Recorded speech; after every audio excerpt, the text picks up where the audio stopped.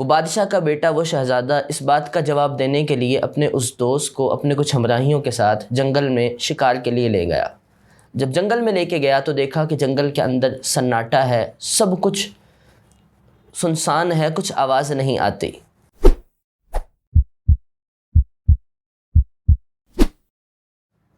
الحمدللہ رب العالمین والصلاة والسلام علی سید المرسلین،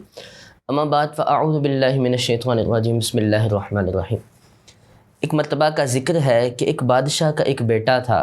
ایک شہزادہ تھا جو اکثر خاموش رہا کرتا تھا۔ ہمیشہ چپ رہنا اس کا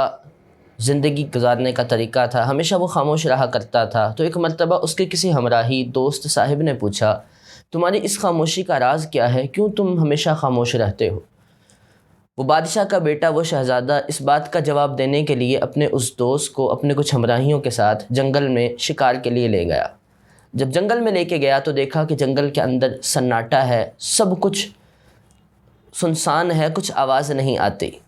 کچھ ہی دیر بعد ایک درخت سے ایک پرندے کی آواز آتی ہے، اور جیسے ہی آواز آتی ہے وہ شہزادہ اس جانب بغیر پرندے کو دیکھے تیر چلا دیتا ہے۔ کچھ ہی دیر میں وہ تیر اس پرندے کو لگتا ہے، وہ زمین پر آ گرتا ہے۔ اب وہ جو خاموش شہزادہ تھا وہ اپنی خاموشی کا راز بتاتا ہے، کہتا ہے کہ جب تک یہ پرندہ خاموش تھا تب تک یہ بچا ہوا تھا، لیکن جیسے ہی اس نے زبان کھولی، اس نے آواز نکالی تو یہ میرے تیر کا شکار بن گیا۔ وہ یہاں بتانا یہ چاہتا تھا، سمجھانا یہ چاہتا تھا کہ انسان جب تک خاموش رہے عافیت میں رہتا ہے، لیکن جب بولنا شروع کرے تو یہ بولنا اچھا بھی ہوتا ہے، لیکن بہت مرتبہ یہ غلط بولنا انسان کو غلط سمت کی طرف لے جاتا ہے اور جہنم کی طرف لے جاتا ہے۔ قرآن مجید فرقان حمید میں اللہ تعالیٰ ارشاد فرماتا ہے،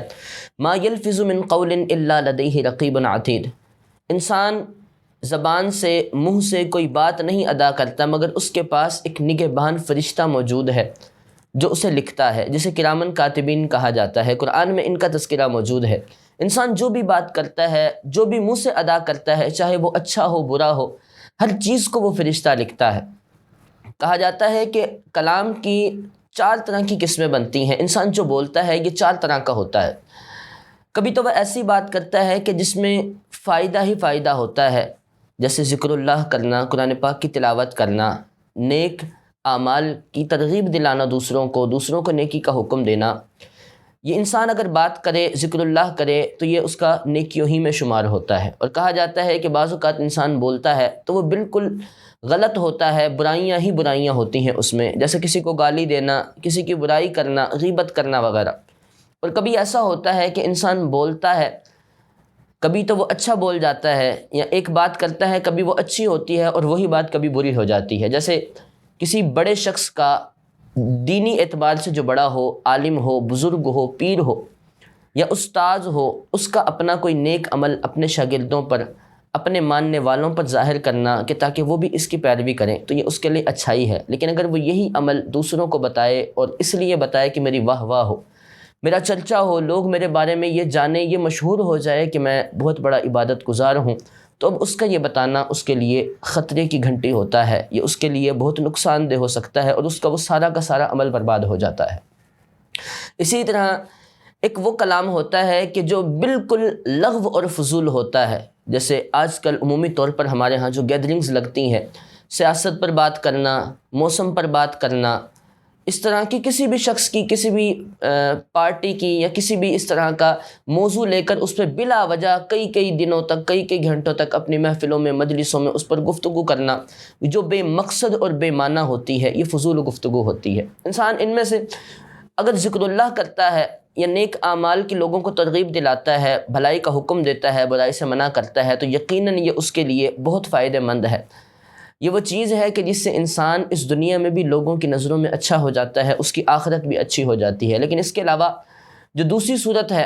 جس کے اندر انسان بری باتیں کہتا ہے، تو یہ بہت خطرے کی بات ہے کہ جب ایسی باتیں انسان کرتا ہے، یقیناً اسے مزہ تو بہت آ رہا ہوتا ہے، شیطان تو چاہتا ہے کہ میں انسان سے ایسی باتیں کرواؤں، لیکن اس کی وجہ سے جب وہ کسی کی برائی کرتا ہے، نہ فقط اس کی نظروں سے بلکہ جن کے سامنے کرتا ہے، آہستہ آہستہ ان کی نظروں سے بھی وہ گر جاتا ہے، اور یہی برائی کرنا اسے دنیا میں بھی نقصان دیتا ہے، یہی برائی کرنا اسے آخرت میں جہنم کی طرف بھی لے جاتا ہے۔ اور تیسری صورت، کسی کو عمل بتایا اس لیے کہ وہ اس پر عمل کریں ان کی ترغیب کے لیے، یہ بہت کم ہوتا ہے۔ عمومی طور پر جب کسی کو بات بتائی جاتی ہے، اپنا کوئی نیک عمل بتایا جاتا ہے، میں تہجد گزار ہوں یا میں صبح اٹھ کے نوافل پڑھتا ہوں، عبادت کرتا ہوں، قرآن پڑھتا ہوں، تو اس سے مقصود یہی ہوتا ہے کہ میری واہ واہ ہو، لوگ مجھے عبادت گزار مانیں، لوگ مجھے نیک مانیں۔ یہ بھی خطرے سے کم نہیں ہے، اس میں بھی بہت زیادہ خطرہ ہے کہ ایک شخص نے بڑی محنت کر کے، تگ و دو کر کے، دن رات ایک کر کے رب کی عبادتیں کی۔ وہ رات کو اٹھتا تھا اس لیے کہ میں رب سے سحری کے اندر ہم کلام ہوں، رب سے تہجد کی نماز پڑھ کے ہم کلام ہوں، لیکن وہی شخص اس رات کے اٹھنے کو، رات میں عبادت کرنے کو کسی کو بتاتا ہے واہ واہ کے لیے، تو اس کا جو شروع میں اللہ عز و جل کے لیے عمل تھا، اب وہ بالکل حقارت کی طرف چلا گیا، وہ اس کا برباد ہو گیا، ضائع ہو گیا، بالکل اسے فائدہ نہ ہوا۔ اور قیامت کے دن حدیث پاک میں آتا ہے کہ اللہ تعالیٰ ان لوگوں کو بلائے گا کہ جو دوسروں کے لیے عمل کرتے تھے،